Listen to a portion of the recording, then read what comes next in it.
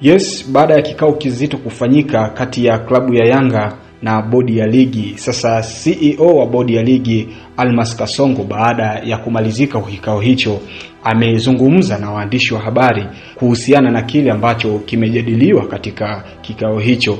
Afisa habari Almas Kasongo ameweka wazi kwamba Young Africans imekuja na matakwa yake manne, ambapo yakifanywa kazi matakwa hayo wapo tayari kucheza dabi ya Kariakoo tarehe 15 ya mwezi huu wa 6. Miongoni mwa vitu ambavyo Almas Kasongo amevizungumzia kama matakwa ya Yanga imetaka kuvunjwa kwa kamati ya uendeshaji ya bodi ya ligi ambayo inafahamika kama kamati ya saa 72, na pia imeeleza kwamba inahitaji kujiuzulu kwa afisa mtendaji mkuu wa bodi ya ligi.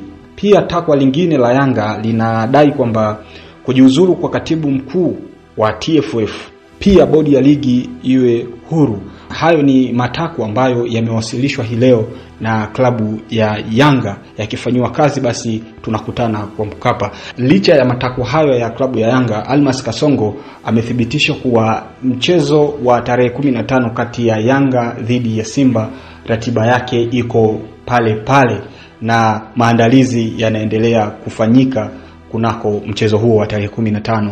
Maoni yako ni yapi? Kama una kitu ambacho unaamini kinaweza kikabadilisha chochote katika haya ambayo yamezungumzwa hii leo, unaweza ukaandika comment yako hapo chini kwenye sehemu ya kuandikia comment, ili uwe sehemu ya kujadili hichi ambacho tumekuletea hii leo.